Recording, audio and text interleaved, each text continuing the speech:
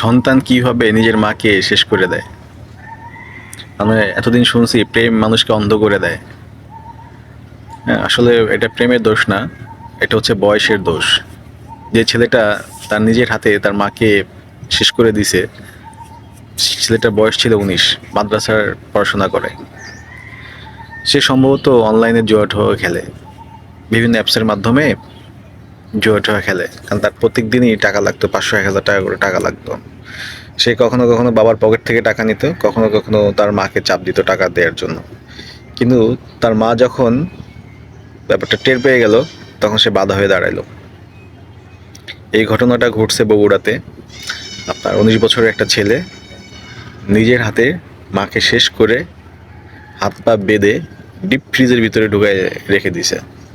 চিন্তা করেন, সেই আবার ঘরের মধ্যে কুড়াল টুড়াল দিয়ে, কোপ ঠোপ দিয়ে, মানে ডাকাতির একটা সিমটম তৈরি করছে। সেই আবার ধরে তার মাকে নিয়ে হসপিটালে গেছে। আপনার পরবর্তী যখন পুলিশ র্যাব আসছে, সে ঘটনা বিবরণ দিছে। ডাকাতির লোকেরা এসে তার মাকে মেরে ডিপের মধ্যে হাত পা বেঁধে রেখে গেছে। সে এসে তার মাকে ডিপ ফ্রিজের মধ্যে খুঁজে পায় না। পরে সে ফ্রিজ খুলে দেখে ফ্রিজের মধ্যে তার মা। তো এই যে এসে বর্ণনা দিছে ডাকাতি হয়েছে, তখন র্যাবেরা, র্যাব পুলিশেরা কি করছে, এরা হচ্ছে বিভিন্ন পয়েন্টের বিভিন্ন সিসি ফুটেজ খুঁজে খুঁজে দেখার চেষ্টা করছে। আসলে ডাকাতি হলে তার একার যায় না, সাথে গ্রুপ ট্রুপ নিয়ে গেছে। তো ওরা যে বিবরণ দিচ্ছে, ওই বিবরণের সময় ওই টাইমের সাথে কোনো কিছুই মিলে নাই। পরবর্তীতে র্যাব যখন তার বাবাকে এবং ওই ছেলেকে ডাকাইছে এবং ব্যাপকভাবে জিজ্ঞাসাবাদ করছে, তখন সে স্বীকার করছে যে যে সে নিজেই তার মাকে শেষ করছে। তাহলে দেখেন, আমরা এই 2024 সালে এসে মানে কি একটা জেনারেশন তৈরি হচ্ছে, মানে একটা অসুস্থ জেনারেশন। যে সন্তান তার মার গর্ভে হইছে, যে সন্তানে যে 19টা বছর তার মা তাকে লালন পালন করে বড় করলো, সেই সন্তানই তার মাকে শ্বাসরোধ করে শেষ করলো। এই অসুস্থতা আসলে কারণ কি? আমার কাছে কেন জানি মনে হয় কি না, এই অনলাইন হতে পোলাপাইন এখন অনলাইনে জুয়া খেলে, এই অনলাইনে বসে লুডো খেলে, এবং এটা সব বাজির খেলা। এবং তার গার্লফ্রেন্ড ছিল, তাদের সাথে দেখা করতে গেলে টাকা লাগতো, বিভিন্ন সময় বিভিন্ন খরচ লাগতো।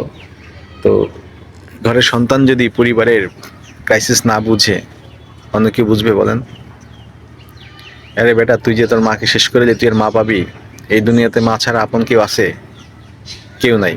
এখন তুই বুঝতে পারবি, তুই তুই তো পরকালও হারাইলি, দুনিয়াও হারাইলি। আবার সে যখন কমপ্লেন করছে, বলতেছে আমার মাকে যারা হত্যা করছে তাদের জন্য আল্লাহ বিচার করে, আল্লাহ যেন তাদের বিচার করে এবং আমার মাকে যেন জান্নাতুল ফেরদৌস দান করে।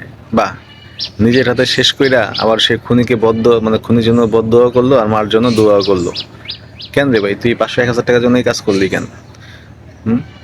তুই জানোস মার জন্য মানুষ সারাদিন কামলা খাইটা 500 টাকা ইনকাম করে মার হাতে তুলে দেওয়ার জন্য, মার মুখে 2 বেলা ভাত তুলে দেওয়ার জন্য সারাদিন কামলা দেয়, রিক্সা চালায়, মাটি কাটে, মাকে একটু ভালো রাখার জন্য। আর তুমি এটা কি করলা ভাই? তারপর তুমি মাদ্রাসার ছাত্র, তুমি তো মানে মানে কলঙ্কিত করে ফেললা সবকিছু। কাজটা তোমার ঠিক হয়েছে? এখন আল্লাহ যদি তোমারে মাফ করে, তাছাড়া আর তোমার কোনো পথ নাই। আপনারা যারা আছেন, ইয়াং যারা আছেন, মার প্রতি যত্নশীল হন, মাকে বেশি বেশি ভালোবাসুন।